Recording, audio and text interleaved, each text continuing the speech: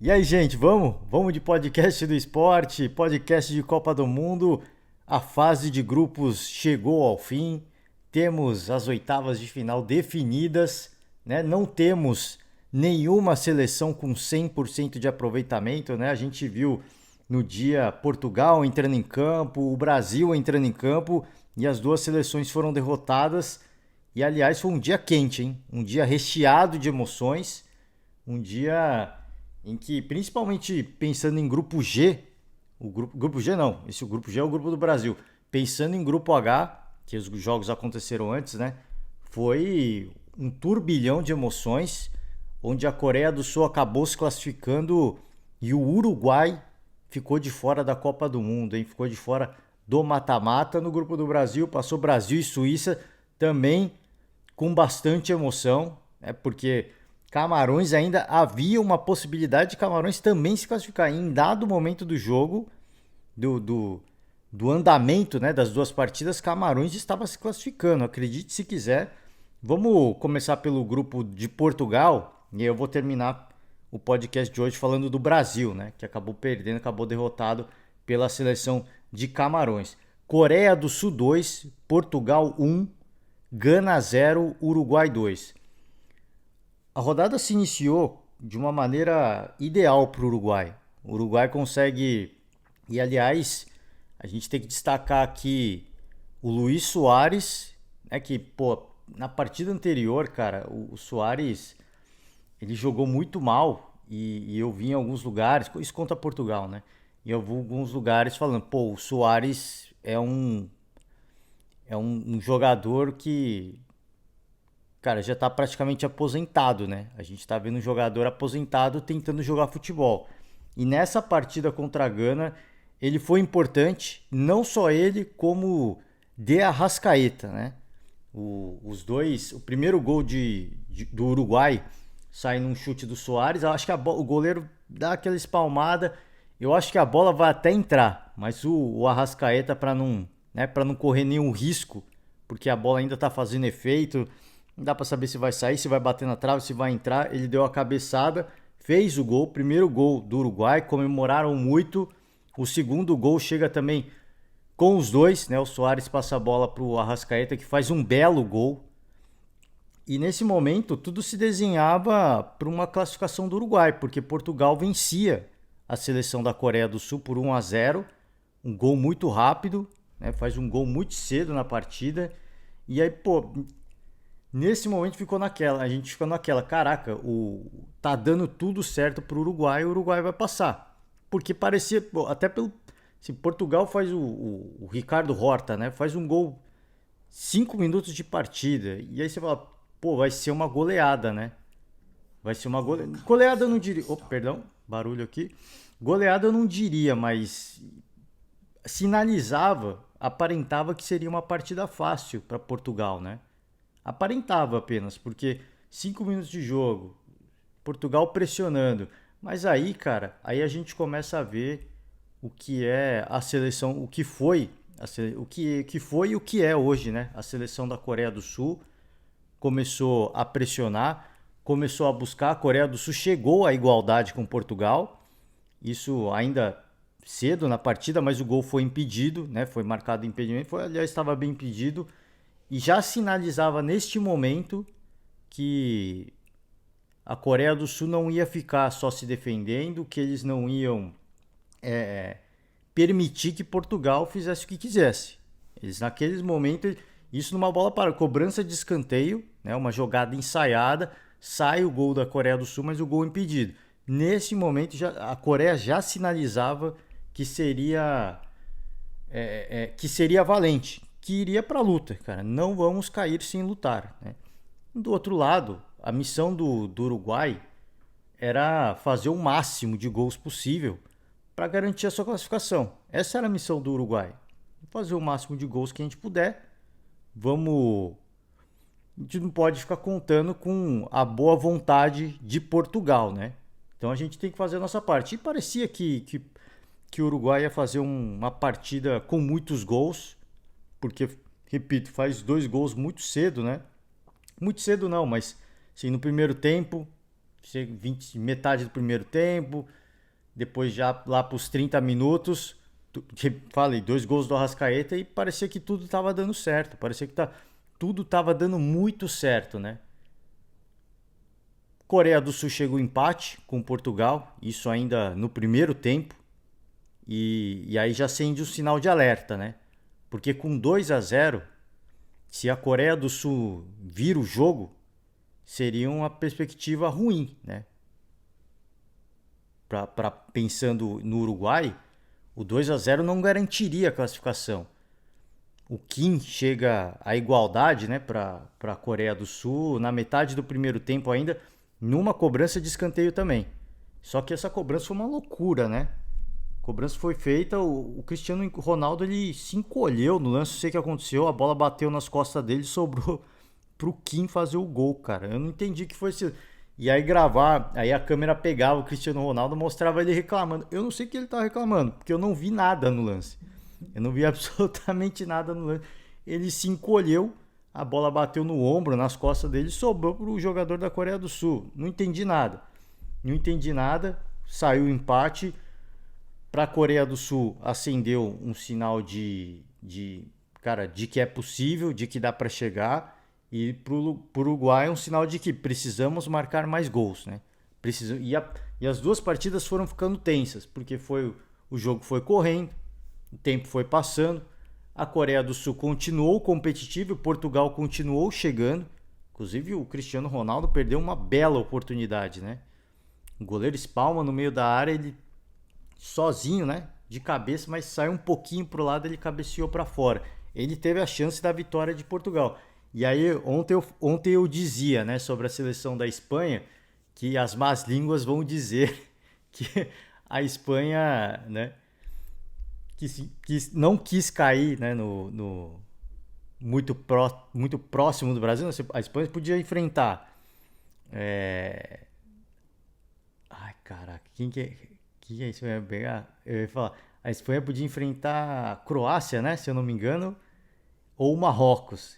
E acabou pegando a seleção do Marrocos, né? Então, isso que eu disse. As más línguas vão dizer que a Espanha. E aí tem aquela, né? Posso pegar o Marrocos logo de cara e posso eliminar uma campeã mundial. E aí por isso que eu digo, as más línguas vão dizer que Portugal, né, fez aquele. Estamos classificados mesmo. A gente pode classificar a Coreia do Sul ou a gente pode classificar um bicampeão mundial. Qual que vai ser, né? Qual que vai ser? Brincadeiras à parte, né? Obviamente, o técnico de Portugal, vira e mexe, gravavam ele e ele tava maluco ali na arquibancada, né? Ele tava louco. Ficava uns erros que acontecia, ele ficava maluco, dava pulo, gritava, berrava. O jogo foi passando. O Uruguai, 2 lances de penalidades reclamados pela equipe do Uruguai. O primeiro em cima do Cavani. O Cavani até recebe o cartão amarelo no final do jogo porque ele vai reclamar. Esse lance é muito polêmico, cara. Esse lance é muito polêmico, porque o juiz vai revisar e fala que pegou na bola, mas eu não sei, cara. Eu não tenho a convicção plena de que acertou a bola, não. Eu acho que a falta acontece antes dele tentar dar o corte, né? Tá os dois lado a lado, a bola tá num... Pode difícil explicar, procura o lance, né? O cara dá um carrinho pela frente, assim, no Cavani, eles estão lado a lado, ele se joga na frente do Cavani para tirar a bola. Só que nessa brincadeira, ele pode até ter acertado a bola. Não consigo cravar 100%. Ele pode até ter acertado a bola, mas ele faz a falta no Cavani antes, né? Porque ele se apoia no Cavani para dar esse golpe de Kung Fu, né? E aí fica a reclamação, fica bronco, o juiz não marca. Tem um segundo lance também, o juiz não marca. Esse eu acho que não foi pênalti mesmo. E aí o juiz também não marca. O Uruguai não consegue chegar ao terceiro gol. O tempo vai correndo e quando chega nos 90 minutos, os primeiros minutos de acréscimo, a Coreia do Sul dá o golpe de misericórdia. E chega, eu tô batendo na mesa aqui, se ficar fazendo barulho é porque eu tô batendo na mesa. A Coreia do Sul chega ao gol da vitória, uma cobrança de escanteio de Portugal, a bola é tirada da área e o Son, para quem não conhece, jogador do Tottenham, né? muito habilidoso. Ele puxa um contra-ataque, ele é cercado por 3 jogadores de Portugal.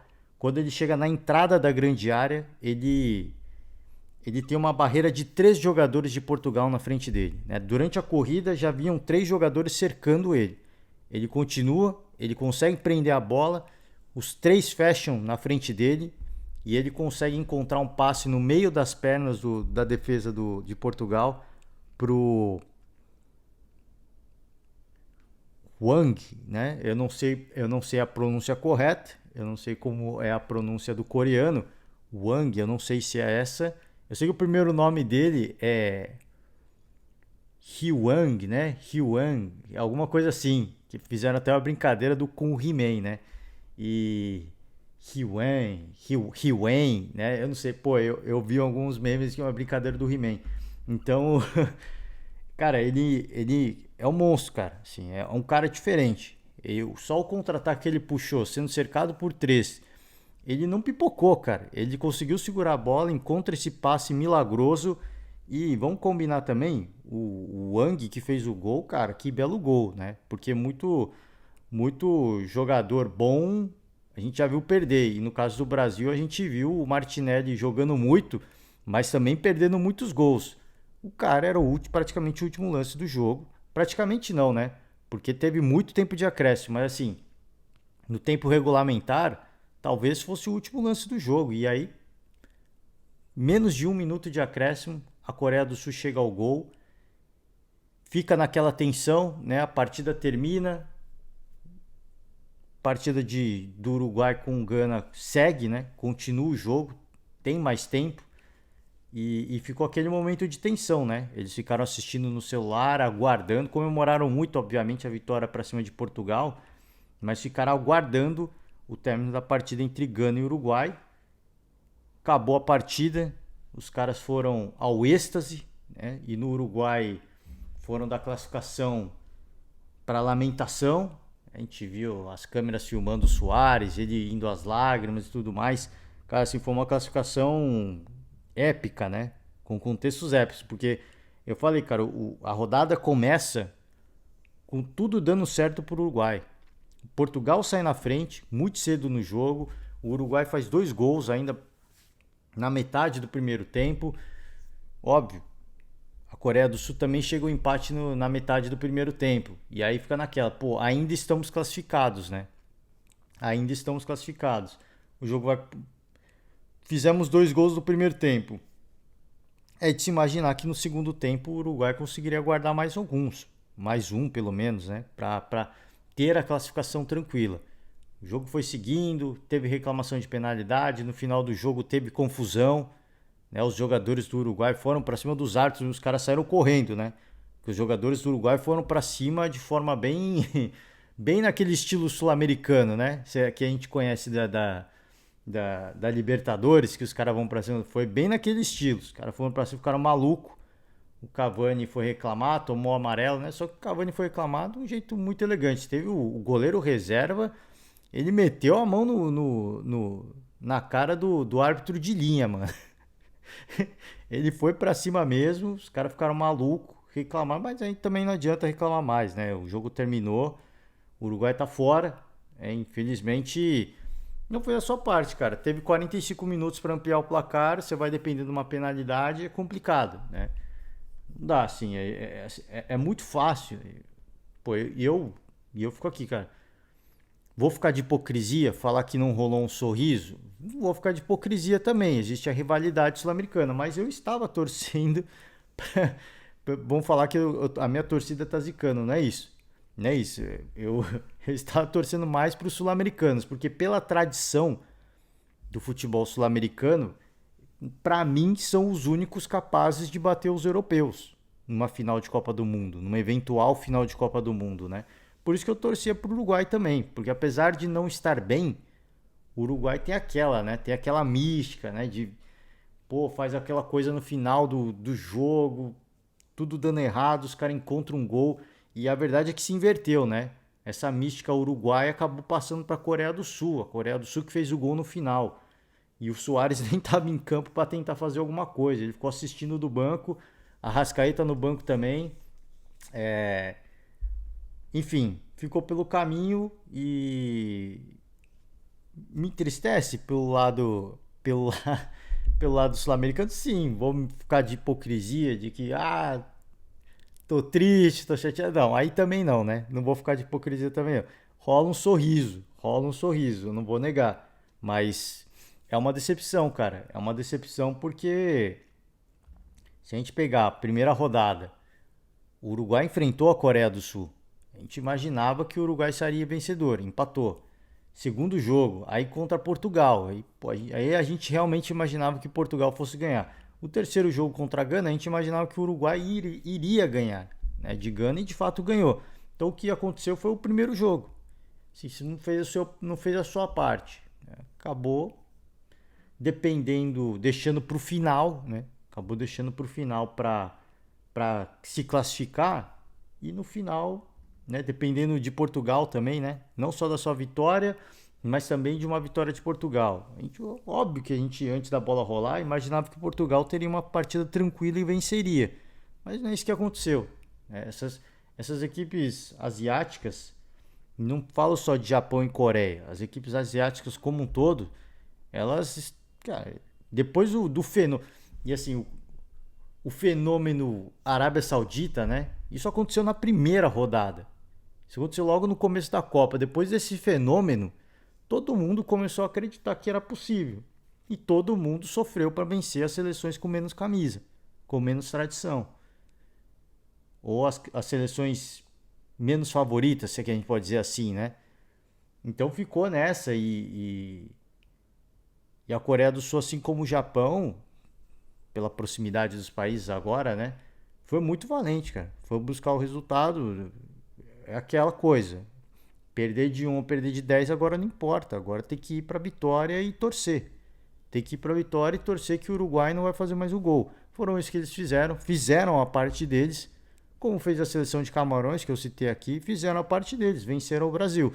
Agora, se depender de outros resultados, é complicado. A Coreia do Sul fez o seu papel, dependeu de outros resultados, que no caso era o Uruguai não fazer mais um gol. O Uruguai fez 2 gols e ficou naquela. 90 minutos de jogo, tá empatado lá, a gente passou. E aí os caras acham um gol de contra-ataque, né? Eu falei, cara, é o destino, né? O Som estava cercado por 3 jogadores de Portugal. Quando ele faz o passe, tem 3 caras na frente dele. E o cara achou o gol, mano. É predestinado. Era pra ser, né? Era pra ser. E curiosamente, o Japão e a Coreia caíram ali no mesmo lado da chave, né? O Brasil vai enfrentar a Coreia do Sul e a Croácia vai enfrentar o Japão. Eles estão ali naquele mesmo bolo que leva à semifinal, né? Curiosamente. Então, cara, foi uma rodada muito quente, muito emocionante. 2 jogos para mexer com os nervos, com as emoções do torcedor. E no grupo do Brasil, no grupo G, a mesma coisa. Não foi diferente. Sérvia e Suíça. A Suíça sai na frente com o gol do Shaqiri. O jogo já começa quente, né? Suíça indo para cima, a Sérvia também vai para cima. Foi um jogo de duas equipes que dificultaram muito para o Brasil no setor defensivo, mas nesse jogo em especial as duas foram pro jogo. Porque aí às vezes o torcedor pode olhar e falar: caraca, a Suíça marcou 3 gols na Sérvia, o Brasil fez 2 gols assim no sofrimento. Caraca, a Sérvia marcou 2 gols na Suíça e o Brasil fez um no sofrimento. Não, foi um jogo onde as duas equipes foram para cima, uma da outra. E aqui a gente vai ver quem vai levar a melhor. A Suíça sai na frente com o gol do Shaqiri. E aí a Sérvia consegue uma virada, né? A Sérvia consegue uma virada. O Mitrovic faz um belo gol. Cansou de perder gol nas partidas anteriores. Dessa vez fez um golaço. E o Vlahovic, né, consegue a virada para a Sérvia. E ainda no primeiro tempo, o Embolo da Suíça faz o gol do empate, né? E, cara, assim, a defesa o que eu tenho a dizer, a defesa da Sérvia é que é uma loucura a defesa da Sérvia. É uma loucura a defesa da Sérvia. É uma loucura. O segundo gol foi bizarro, a forma como a Sérvia tomou o segundo gol. O terceiro gol nem se fala, o gol do Freuler, né? Cara, bizarro, assim. A defesa perdidinha. Perdidinha. Suíça consegue a virada, tranquilo. O jogo teve confusão no. O jogo ficou quente, né? pegou fogo que o Chaka ali se desentendeu com o Milenkovic, se eu não me engano, né? O zagueiro da Sérvia. Ficaram batendo boca ali, foi entrando mais gente no meio, segura daqui, segura de lá. A confusão acabou e o Chaka ele foi na orelha do Milenkovic, mano. Ele foi falar mais, só que o Milenkovic queria jogo, né? Aí tava pé da vida, né? Dava pra ver na cara dele, mas ele queria jogo. A Sérvia tava perdendo, ele queria jogo. Que a Sérvia até então, mesmo com a vitória de Camarões, a Sérvia ainda buscava a sua classificação, né? Vamos entrar em campo para buscar a classificação. Conseguiram por um momento a virada, né?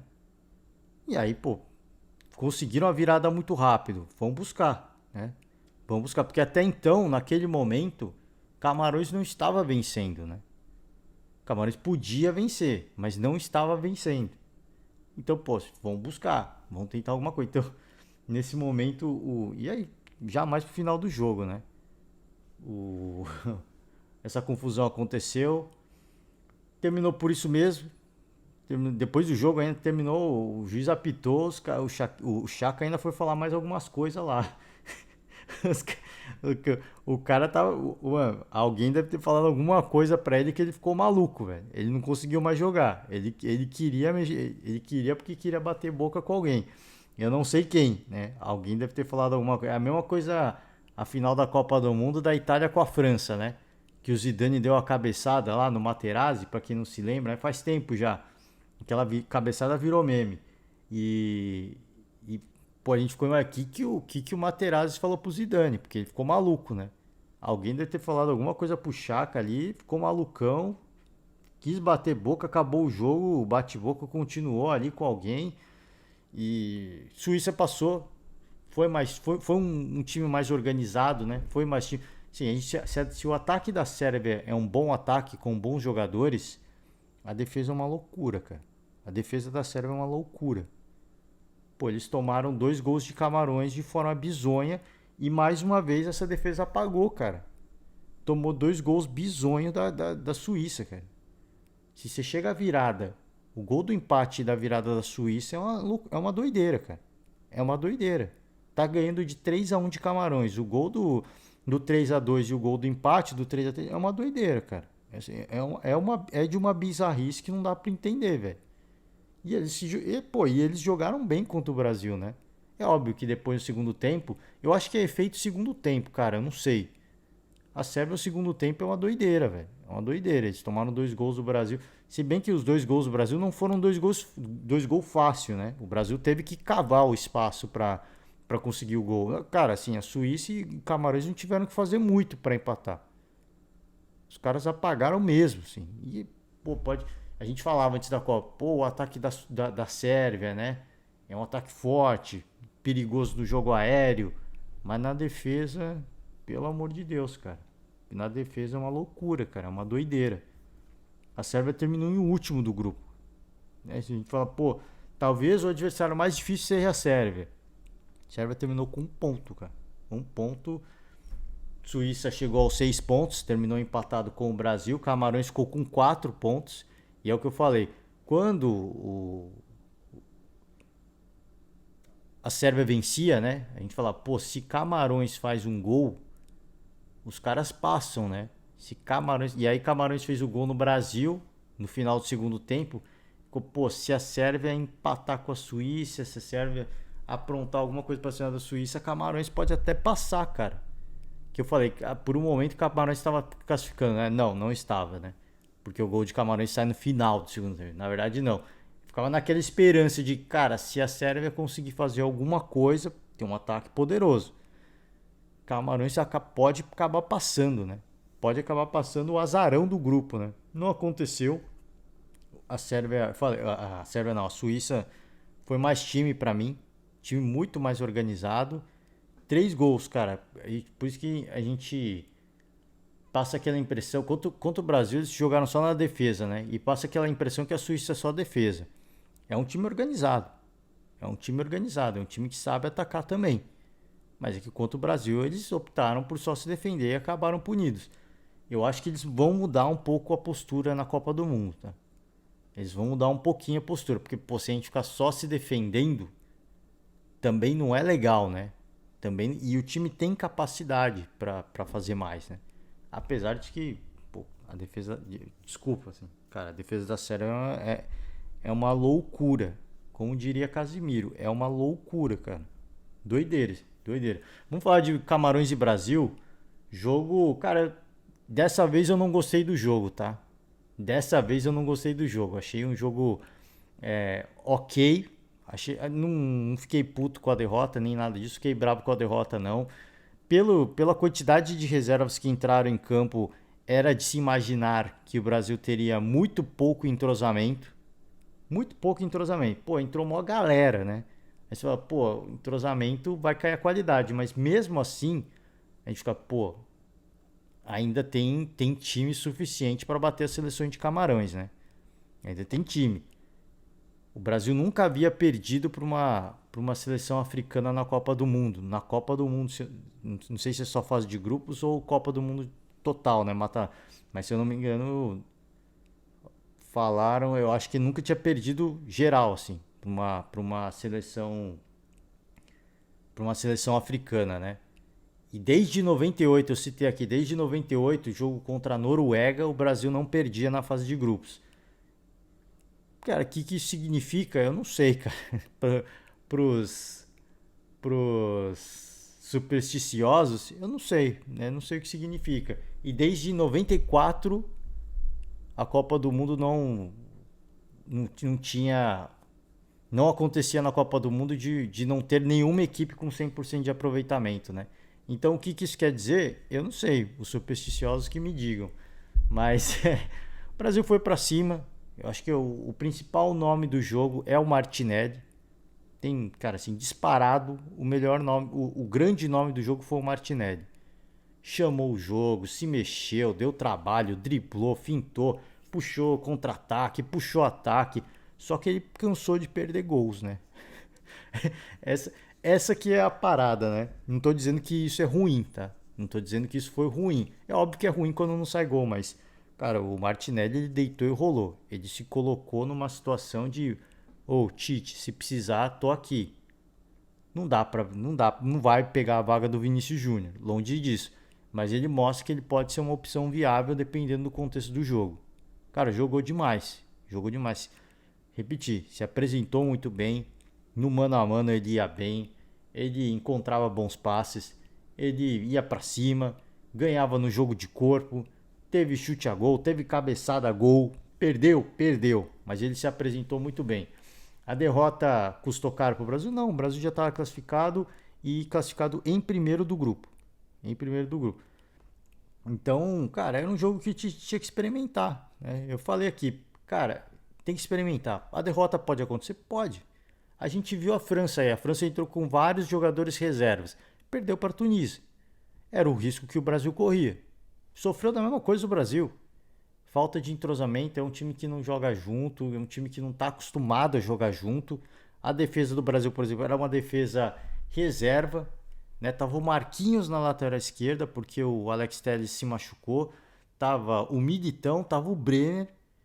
E o gol de Camarões sai no cruzamento que a bola passa no meio dos dois zagueiros. Ninguém dá o combate. E só pro Abubakar, né? Se eu não me engano, o nome dele. Perigoso. É o cara que tinha feito o segundo gol contra a Sérvia. Fez aquele golaço contra a Sérvia, né?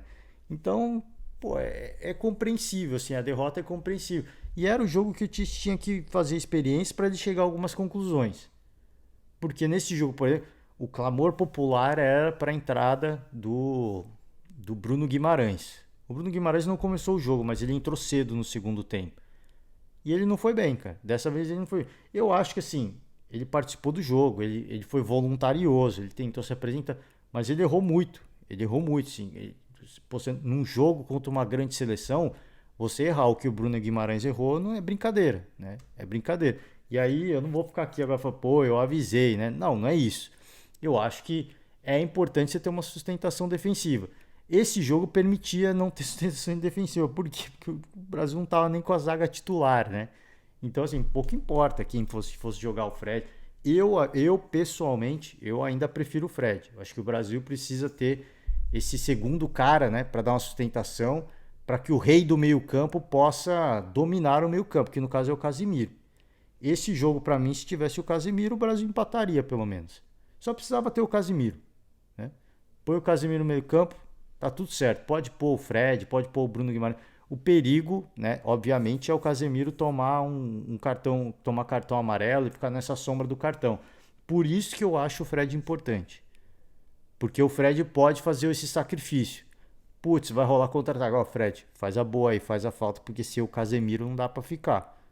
O Casemiro precisa ficar. Ele vai fazer a falta, sei lá, numa semifinal só. Mas antes disso, não. Antes disso, você se sacrifica. Se você não puder, vai. Se você tomar um gancho, ficar de fora, tranquilo, a gente encontra uma solução. Mas sem o Casemiro não dá pra ficar. Obviamente que não é bem assim que deve ser falado, mas eu acho que o próprio Fred entende isso. Por isso que eu falo, pô, eu prefiro ter o Fred ali, que vai permitir, vai dar essa sustentação ao lado do Casemiro, e se precisar ele vai fazer a falta, ele vai pro sacrifício. Não estou aqui dizendo que eu tive razão. Eu acho que o Bruno Guimarães foi bem. Eu falei, eu acho que o Bruno Guimarães foi bem e eu concordo com todo mundo que pedia ele entrar no primeiro tempo, porque o Tite precisava tirar essa dúvida. Só que ele deixou para tirar essa dúvida no segundo tempo e ele tirou a dúvida. Agora eu acho que ele não tem mais dúvida. É um cara que pode ser uma opção. Por isso que eu falei, por isso que eu tinha falado, eu falei até ontem, se eu não me engano. A gente precisa tomar cuidado, porque a gente faz um recorte do jogo e de quanto tempo esse recorte, né? Sim, a gente é de 10 minutos, é de 20 minutos, é de um tempo inteiro, né? Tem que tomar cuidado, porque esse recorte, pô, pode, aí o cara, nesse recorte, o cara jogou demais. Mas como é que ele vai se comportar num jogo inteiro? Você pega uma defesa adversária mais cansada, mais pesada. Então, assim, a gente tem que tomar cuidado com esses recortes. Eu acho que é válido. Eu acho que é tudo que todo mundo pede. Eu sempre falo aqui. Eu acho que tudo é válido. E esse jogo era o jogo que o Tite tinha que experimentar e fazer teste. Rodrigo entrou bem mais uma vez, na minha opinião. Ele já tinha entrado muito bem contra a Suíça. Ele entrou bem de novo. Né? Ele fica meio apagado jogando mais centralizado, é verdade. Ele, ele é um ponta de ofício. Ele joga ali do lado esquerdo, onde joga o Vinícius Júnior e onde jogou o Martinelli. Mas ele é o cara que, estando no meio, pela velocidade dele, pela inteligência que ele tem, pela inteligência e tudo mais, chute, ele tem o chute também de fora da área. Ele é um cara que sempre vai pôr uma pulga atrás da orelha do adversário e vai liberar principalmente o lado esquerdo do Vinícius Júnior. Então por isso que eu acho ele importante. E o Tite tirou ele, né? Não foi no intervalo, foi no começo do segundo tempo. E aí, pô, aí a galera ficou, pô, por que o Tite tá tirando o Rodrigo? Eu acho que o Rodrigo vai começar o próximo jogo contra o Japão. Eu acho que o Rodrigo vai começar para já dar espaço, liberar espaço logo pro Vinícius Júnior. Não ficar um primeiro tempo do Vinícius Júnior ficar se desgastando, tentando arrancar, tentando driblar dois caras toda vez. Não, ele já vai pôr o Rodrigo e já vai dar essa opção pro Vinícius Júnior, para ele estar sempre livre. Sempre livre não, mas para ele estar com um pouquinho mais de espaço, porque aí vai ser no 1 contra 1, né? E no 1 contra 1, o Vinícius Júnior ele vai perder várias, mas ele vai ganhar várias também. No 2 contra 1 é complicado ele ganhar todas. Ele vai ganhar, sei lá, 10% da disputa. E aí fica difícil. Então, eu acho que o Tite vai começar com o Rodrigo no próximo jogo contra o Japão. Por isso que ele acabou saindo. O Bruno Guimarães, eu acho que ele teve a chance dele. Deve ser uma opção, uma ótima opção. Não estou falando que só porque ele errou nesse jogo que ele foi horrível. Não. O Bruno Guimarães continua sendo uma ótima opção. Pessoalmente, eu ainda prefiro o Fred. Sobre Daniel Alves, a tal da justificativa da convocação do Daniel Alves, que ele é um construtor de jogada, não se justificou. Eu acho que ofensivamente o Daniel Alves se apresentou bem. Ele fez bons passes, ele não teve nenhuma assistência, né? Sim, assistência que pô, o cara vai lá e quase faz o gol. Não. Ele teve bons passes, ele não comprometeu no ataque, tá? Eu só tô falando de ataque. Ele não comprometeu, fazia toque de bola rápido e às vezes ele fazia uns toques de bola que lembrava que ele tentava meio que fazer no estilo do Barcelona, né? Ele já recebe e já solta para outra pessoa. Só que a seleção não está acostumada a jogar assim, né? Então alguns jogadores até demoravam para entender. Às vezes ele nem errava o passe, mas perdia a bola porque o cara não estava preparado, né? Então, mas não estou falando que isso é ruim. Não estou falando que isso é ruim. Ele jogou no estilo Barcelona, mas a seleção brasileira não joga desse jeito. Mas defensivamente sempre era sempre uma preocupação, né? Era sempre uma preocupação. O lado direito dele, a contenção é muito ruim, cara. E falei assim, quando o Militão jogou, ele foi muito bem, mas deixou um pouquinho de espaço, deixou um pouquinho de excesso de espaço, na minha opinião. Com o Daniel Alves, com todo respeito, assim, com todo respeito, mas não dá, assim, defensivamente não dá. Eu imaginei que o Tite fosse colocar em algum momento, tá, do jogo. Eu achei que o Tite fosse puxar o Militão para lateral e não sei, deixar o Daniel Alves um pouco mais eu não sei. Imaginei que ele ia fazer uma solução muito louca pro Daniel Alves não ser um lateral direito de ofício, né? Ah, ele tiraria um volante, ele tiraria um meia, não sei, não sei. Eu imaginei que ele fosse fazer uma doideira, não fez. O Daniel Alves era o jogo possível dele jogar. Ficou claro que não dá, infelizmente não dá. No ataque ele não compromete, mas na defesa você precisa ter todo mundo, né? E aí não dá, cara. Aí você num jogo de mata-mata, você não pode dar chance pro azar. E o Japão tem jogadores de velocidade pelo lado esquerdo, né? Não vai jogar contra o Japão. Talvez se precisar, porque agora sim, o Brasil está na seguinte situação: Danilo machucado, Alexandro machucado e Alex Telles machucado. E aí o que o Tite vai fazer? Nesse jogo ele já improvisou o Marquinhos na lateral esquerda, que a jogada do gol de Camarões sai pelo lado do Marquinhos, sim, mas primeiro, ele não é um lateral de ofício, né? Ele tava ali improvisado. E, pô, a bola passa no meio dos dois zagueiros também, né? Se tivesse. Não precisava nem ter o Marquinhos na zaga, mas se tivesse o Thiago Silva. O Thiago Silva é um zagueiro que ele ataca a bola. Ele ataca a bola mesmo. A bola não ia chegar no Abubakar, porque o Thiago ele ataca a bola, cara. Ele não dá essa chance. Ele vê a bola chegando, ele ataca, mano. É isso que eu acho animal do Thiago Silva. Pô, ele pode estar um pouquinho mais velho, pode estar um pouquinho mais, mas ele não dá essa chance. Ele vai pra bola, né? Ele tem o faro do artilheiro às avessas, né? Porque o artilheiro é assim, ele vai na bola e ele acredita até o fim. O Thiago, ele é o artilheiro às avessas, né? Ele é o artilheiro da defesa. Ele vai pra bola e não dá chance, né? Da bola chegar em alguém. Por isso que ele é tão bom. Por isso que ele é diferente. Agora, as outras opções, Anthony fez muita fumaça. Achei legal a participação do Anthony, não comprometeu, mas o Brasil foi meio caótico, assim, de uma forma geral. Ficou evidente e nítido que um time sem entrosamento. Time que não está acostumado a jogar junto. Então, foi tentando. O Martinelli teve boas chances, é o que eu falei. Ele teve pelo menos duas cabeçadas. Uma delas o goleiro de Camarões teve que trabalhar bem. E você vê, até depois o Abubakar ele é expulso quando ele faz o gol, porque ele já tinha um amarelo e tira a camisa. E mesmo com um jogador a menos, a seleção brasileira não fez muita coisa. Assim, era pouco tempo, é verdade, mas a seleção brasileira não fez nada nesse tempo, praticamente. Começou com o Gabriel Jesus, a torcida já está na bronca com o Gabriel Jesus. E assim, eu já falei aqui, eu não vi a participação do Gabriel Jesus como ruim nesse jogo. O problema é que ele entra como centroavante. E aí isso mata. Isso pesa demais, né? Porque se ele entra como centroavante, ele tem que ser o cara que vai fazer o gol. Só que primeiro, a bola não chegava para ele. E quando chegava a bola para ele, ele estava saindo da área, né? Tava saindo para receber ou ele estava indo para as pontas. E aí nessa função eu acho que ele é um cara importante, né? Ele tem uma qualidade diferente. Porque ele sabe usar muito bem o jogo de corpo, cara. Ele usa o jogo de corpo como ninguém, cara. Eu acho que ele é do Brasil, pode ser uma loucura que eu vou falar. Mas no Brasil, no ataque do Brasil, ele é o cara que melhor sabe proteger a bola. Melhor. Mais que o Pedro? Pô, é que o Pedro é muito grande, né? Então talvez seja meio pau a pau, mas o Gabriel Jesus defende muito bem, cara. Defende a bola, né? Protege a bola. Os caras vêm, cercam ele consegue ficar com a bola. Ah, pô, mas isso aí não é fazer gol. Eu sei que isso não é fazer gol, mas esse é o tal do pivô que você faz, né? Você segura a bola, protege e passa para alguém livre. Ou você, quando está no momento decisivo do jogo, você faz isso para segurar mais a bola, para correr mais tempo, perder mais tempo, enfim.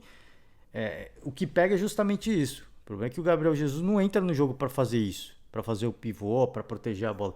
Ele entra para ser centroavante para marcar gols, que não é a função dele, né? Vamos ser sinceros. Assim, ele fez gols importantes, ele teve participações importantes, mesmo na própria seleção brasileira, mas ele não é esse cara centroavante. Ele entrou no lugar do Pombo, mas não é esse cidadão.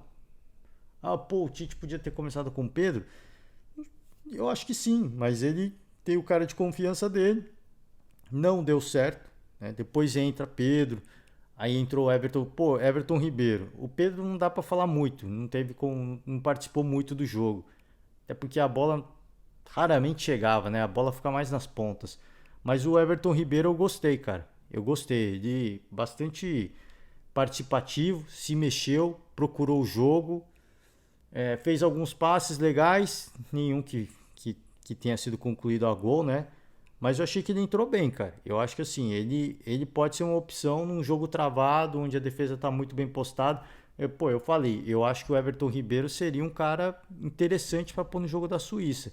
Mesma coisa o Pedro, eu acho que o Pedro seria mais. Teria uma função mais decisiva contra a Suíça, que estava difícil de furar a marcação, que aí você tenta uma bola na área, do que contra Camarões.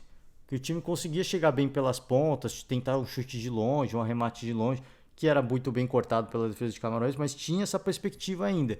Então não é um jogo que você estava lançando bola para a área, não era um jogo muito pro Pedro. Mas pelo tempo que ele ficou, acho que foi legal também, teve uma certa rodagem. Não acho que comprometeu, não.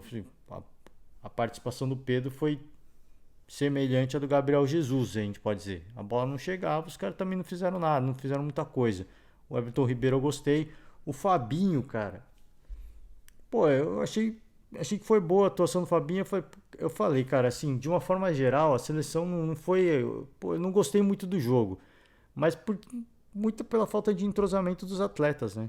Muito pela falta de entrosamento. Você via que em um momento ou outro, especialmente no Martinelli, você vê que o time tem qualidade individual, mas coletivo aí fica devendo, porque o time não joga junto, né? Jogou o Ederson no lugar do Alisson. Foi uma coisa diferente, porque em Copa do Mundo é muito difícil você trocar o goleiro, né? É muito difícil, porque assim, jogar um jogo a mais é você ter mais um jogo, é você continuar mantendo o ritmo de jogo, continuar se ambientando aos adversários, aos diferentes estilos de adversários. E ele colocou o Ederson, cara. Gostei da atuação do Ederson. Ele foi muito seguro, fez uma defesa muito importante, defesa muito difícil. O Brasil teve suas chances, sim, mas as chances mais perigosas foram de Camarões. Esse chute que o Ederson defendeu e o gol que ele acabou tomando, que aí não foi culpa dele, né? Mas o Brasil teve as suas chances, sim, mas não foram uma chance tão contundente quanto essa que o Ederson teve que defender. Achei que ele foi bem no jogo, é uma opção interessante, em virtude, óbvio que a gente não fica da torcida porque nada mais acontece, porque, pô, dos laterais já tem 3 machucados, né? Se alguém volta pro jogo do Japão, eu não sei. Não dá para saber e assim, é até perigoso acelerar a retomada, né? O Japão não costuma ser. Cara, assim, eu acho que dá até pra. Se alguém tiver com, sei lá, 80%, eu acho que dá até pra entrar, porque o Japão não é um time maldoso, né? Não costuma ser um time maldoso. Talvez eles possam mudar a postura. Ó, tá vendo o lateral aqui, o Danilo? Dá naquele pé porque foi o pé que machucou. Às vezes os caras, pô, a gente vai apelar, tá valendo a classificação, aí aqui é cada um por si, né? É a lei da selva. Mas brincadeiras à parte, o Japão ele não costuma ser uma equipe faltosa, assim, maldosa, né? Falta os caras fazem, mas não é maldoso, eles não dão entradas maldosas. Então, mesmo se os laterais não tiverem 100%, tiverem com 70%, 80%, eu acho que é jogo que dá pra jogar, tá? Eu acho. Porque, de novo, o adversário, ele permite. É diferente de. O Brasil vai pegar a Coreia. Ah, não, falando do Japão. O Brasil vai pegar a Coreia do Sul. Que é a mesma coisa. Não costuma ser uma. Quem vai pegar o Japão é a Argentina, perdão. Não costuma ser um adversário maldoso, né? Se de repente pega o Uruguai, aí aí o bicho pega. Não tô falando que os caras é maldoso, açougueiro, nada disso. Mas, cara, assim, os caras vão entrar forte, o Brasil vai entrar forte igual, tá ligado? É rivalidade. Os caras vão dar no tornozelo um do outro, mano. E aí rivalidade sul-americana. Agora, contra a Coreia do Sul não é uma equipe maldosa. Eu acho que pode, se tiver 70, 60, pô, 60 não, que aí não corre, né? Se tiver 70%, eu acho que dá pra pôr, cara. Porque, de novo, não é uma equipe maldosa. O problema é que é equipe que tem jogadores de velocidade já mostrando isso, resiliência demais, né? Enfim, gostei do jogo? Não gostei, cara. Não gostei. Achei que ficou devendo. Se eu acho que foi um vexame, eu não acho que foi um vexame. Acho que foi um resultado abaixo do esperado. Foi uma decepção. O empate já teria daria uma certa decepção. A derrota então nem se fala. E eu te falo, cara, a seleção de Camarões tem uns caras perigosos, né? Tem os caras perigosos. O Tite correu o risco, colocando o time em reserva, correu o risco de perder. Mas ele assumiu esse risco de perder ao colocar o time em reserva e ele observar. Pô, ele conseguiu observar, por exemplo, o Fabinho. Ele conseguiu. Quem iria imaginar que o Fabinho pudesse jogar a Copa do Mundo? Ele conseguiu observar. Ele conseguiu observar o Bremer, por exemplo. É um cara que eu imaginei que nunca fosse entrar. Ele entrou. E ele vai entrar, né? Agora, porque se os laterais não estiverem aptos, pode ser que ele entre. Pode ser que ele entre ao lado do Thiago Silva, o Militão faça um lado e o Marquinhos faça o outro. Pode ser, cara. Eu não acho nenhuma doideira, não, viu? Se nenhum dos laterais voltarem a tempo. Pode ser que ele faça isso. O Bremer ainda vai precisar se entrosar tudo mais? Vai, mas o Thiago Silva é um cara monstro, né? O lado esquerdo da defesa vai ficar parrudo, né? Enfim, conseguiu observar o Fabinho, ele conseguiu observar o Martinelli, jogou demais, jogou bola pra caramba. Ele deve ter chegado à conclusão de que o Antony é uma ótima opção, mas ele ainda não está pronto ainda para pegar a vaga do Rafinha, por exemplo. Então foi legal, assim, os testes que... Pô, Gabriel Jesus, ele viu que realmente não dá para pôr o Gabriel Jesus de centroavante. Imagino que ele viu que não dava para pôr o Gabriel Jesus de centroavante. Imagino, né? Mas não dá pra pôr, de repente pode ser uma opção na ponta, mas centroavante não. Centroavante vai ter que ser o Pedro mesmo. Se o Pombo não jogar, tem que ser o Pedro. Então acho que ele conseguiu observar coisas legais. E a derrota, eu falei, de novo, é um vexame. Não acho que é um vexame, eu acho que é muito decepcionante. E de novo, se tivesse empatado, para mim também seria decepcionante. Mas ele conseguiu observar muita coisa boa. E eu acho que daqui pra frente o Brasil tende a derrota ela é importante porque coloca o time com os pés no chão, né? Eu vi a derrota como positiva por causa disso, porque, pô, não é oba-oba, né? Não é bem assim. Porque o torcedor ele sempre acha que o Brasil tem que golear. Não é bem assim. Essa derrota foi bom não só para o time, mas para a torcida também. De colocar as expectativas no lugar. Calma, né? Do outro lado, tem um adversário que também se preparou e que treinou para isso. E que se preparou para enfrentar o Brasil. E a gente pode ser melhor? Pode, mas nós não somos os deuses do futebol. A gente não vai ganhar a hora que a gente quiser. Do outro lado, tem um adversário que também se preparou para isso. Então, eu acho que a derrota veio em boa hora, não só para colocar o time e a comissão no estado de, ó, não tem ninguém fazendo turismo aqui. Tá? Eu estou falando isso desde o começo da Copa. Não tem time fazendo turismo no Catar. Agora vai ter, porque foi eliminado. Mas durante a fase de grupos, não tinha, ninguém estava fazendo turismo. Ninguém estava lá de besta. Os caras estavam ligados. E é bom para a torcida também. De ficar naquela soberba de, precisa golear a Suíça, jogou muito mal, que não sei o quê. Não é bem assim. São contextos e contextos, adversários e adversários. Agora a Copa começa de verdade. Agora é o mata-mata. Perdeu, tá fora. O lado da chave do Brasil até a semifinal, eu acho que é um lado bem possível, tá? Bem possível. Pega a Coreia do Sul agora e depois pode pegar Japão ou Croácia. É um lado bem possível. Tá? É óbvio que pega aí talvez os adversários asiáticos mais indigestos da Copa do Mundo. Mais indigestos. Japão que virou 2 vezes para cima de 2 grandes seleções e a Coreia do Sul que conseguiu de forma heróica. A coisa da Coreia do Sul foi que me pega é a comemoração. Porque a gente viu a comemoração que, por exemplo, a Arábia Saudita fez quando ganhou a Argentina. Achou que tinha ganhado a Copa do Mundo. Depois não ganhou mais. A Coreia do Sul comemorou muito, acho que tem que ser comemorado mesmo, mas comemorou como se tivesse ganhado a Copa do Mundo. E aí essa explosão de adrenalina depois não sobra pro restante da competição, né? Então é isso que pega, assim, pô, não tá tudo. Não, eu quero ver jogo. Eu tô torcendo pro Brasil, mas quero ver jogo disputado. Não tô falando isso. Mas também pode ser o contrário. Pode ser a injeção de adrenalina que dá aquela confiança pro time. Normalmente, quando tem essa explosão absurda como aconteceu, os caras gastam o que tá no tanque, né? Então, pra todo mundo, né? Pra todo mundo que tá nessa fase, calma, né? Calma, assim. É óbvio que é uma conquista, foi uma classificação épica, mas também tem que ter os pés no chão de que a competição segue, né? Então, pra finalizar, né? Grande classificação da Coreia do Sul, épica. Portugal já estava classificado, fez a sua parte, acabou perdendo. Também tomou o chacoalha que precisava, acho que foi legal isso, né? Tomar um chacoalha. A Espanha a mesma coisa, a França a mesma coisa. Esse que é o problema, né? As seleções favoritas, todas elas tomaram um chacoalha nessa última rodada para, ó, não tem besta na Copa do Mundo, tá? Se distrair, vai tomar. E o Brasil também. E acho que foi importante isso.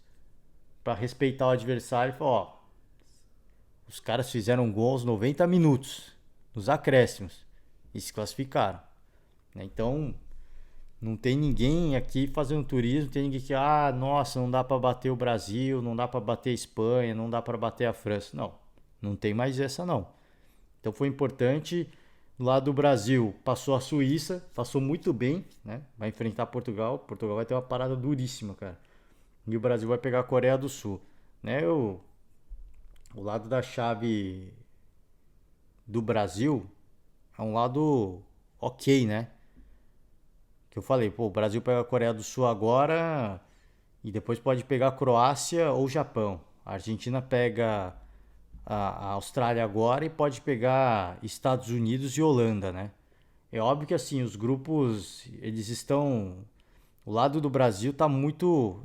Pô, vamos ser sinceros, tá muito mais fácil, né? Mas também, pô, era pra. A gente imaginava que a Austrália fosse estar lá? A gente não imaginava que a Austrália fosse estar lá, a gente imaginava que estaria a Dinamarca. A gente imaginava que o Japão fosse estar lá? Não, a gente imaginaria que estaria a Alemanha lá. A gente imaginava que a Coreia do Sul estaria lá? Não, a gente imaginaria que estaria Portugal ou Uruguai lá. E no caso do Japão, a gente imagina, não só a Alemanha, né? A Alemanha ou Espanha lá. Então, assim, era para estar muito mais difícil, né? Era para estar muito mais difícil. Mas, em virtude do que aconteceu, acabou favorecendo, né? Acabou meio que dando uma ajudada. E a chave ficou meio possível, assim, bem possível. Recheado de adversários sem. A Croácia já com mais tradição, né? Atual finalista. A Holanda já várias vezes finalista também. Mas de resto, sem grandes camisas, né? Então tá bem possível da Argentina e do Brasil chegar numa semifinal. Tá bem possível. E assim espero que aconteça. É isso, gente. Por hoje eu finalizo. Seleção, acho que foi uma derrota que era possível. Ela vem num momento que era permitido. O Tite fez os testes dele. Tem que criticar? Tem que criticar. E aí, eu não vou ficar aqui criticando o Tite, né? Tem muito. Você vai encontrar vários podcasts criticando o Tite. Eu já critiquei o Tite antes da Copa, né? Agora, a gente. Eu acho que ele fez o que eu também faria. É o último jogo, eu vou fazer teste. Ele fez, acabou perdendo. É óbvio que o torcedor não gosta. Fica aquela indigestão, né? Poxa, caraca, paramos para ver. Podia ser a única equipe com 100% de aproveitamento. Mas, cara, de novo, importante para fazer testes e observar. E ele conseguiu fazer isso, coisa que ele não fez na outra Copa. Então é isso. Finalizando por hoje, fase de grupos chega ao fim, o mata-mata vai começar, né? E vai começar quente já, hein? O mata-mata vai começar quente porque teremos Holanda, Estados Unidos, Argentina e Austrália, né? Holanda e Estados Unidos Jogo difícil para a Holanda, tá? Estados Unidos é uma equipe que não faz muitos gols, mas é enjoada, vai se defender bem. Do lado da Argentina, olha, eu já falei quando essa chave, quando esse duelo se formou, eu já falei, cara, a Argentina deve estar agradecendo a todos os santos, todos os deuses do futebol. Porque, cara, não tem como você pegar o último jogo, mesmo pegando o último jogo da Austrália, que venceu a Dinamarca. Você pega o último jogo da Austrália e o último jogo da Argentina, vai ser injusto, cara. Vai ser um massacre. Vai ser talvez a esperança da Austrália é a Argentina entrar achando que vai ganhar o jogo a qualquer momento, como aconteceu com a Arábia Saudita. Se isso acontecer, aí, cara, se prepara. Porque o time australiano, se tem uma coisa que tem a Austrália, é a resiliência. É os caras brigadores, eles não gostam de perder. Então eles vão lutar até o fim. Agora, né, no mano a mano, no tete a tete, na técnica por técnica, na tática por tática, infelizmente não tem qualquer condição da Austrália aprontar alguma coisa. Não há qualquer condição. A única condição que tem é da Argentina não entrar com seriedade. E aí se a Argentina decidir que, pô, dá pra ganhar a qualquer hora, vamos deixar pro segundo tempo, aí, cara, aí é que mora o perigo. Perdeu da Arábia Saudita, acho que aprendeu a lição, a Argentina vai entrar babando, já vai fazer o resultado no primeiro tempo e depois vai só administrar. É o que eu imagino, tá? O que vai acontecer, eu não sei. Eu não imaginava que o Japão fosse terminar em primeiro do grupo. Eu não imaginava que o Marrocos fosse terminar o primeiro do grupo. Eu não imaginava que a Coreia do Sul ia passar e o Uruguai ia ficar de fora. Eu não imaginei que a Alemanha fosse ficar de fora. São coisas que aconteceram. Pode acontecer? Pode acontecer. Mas é muito improvável. Dessa vez sim. Muito improvável. Porque no mata-mata a camisa pesa. Então é isso, gente. Vamos acompanhar esses dois jogos. E amanhã a gente está de volta. A seleção brasileira vai estrear logo, hein? Vai ter muito tempo de descanso, não. Já vai estrear logo logo. A gente vai assistir, a gente vai acompanhar. E aí amanhã a gente está de volta. Domingo não tem jogo, né? É importante a gente dizer isso. Amanhã a gente está de volta para falar dessas duas partidas. Holanda, Estados Unidos, Argentina e Austrália. Os classificados para as quartas. Primeiros classificados para as Copas de final, para as quartas de final da Copa do Mundo. Finalizando, valeu demais, ótimo final de semana e até a próxima. Tchau.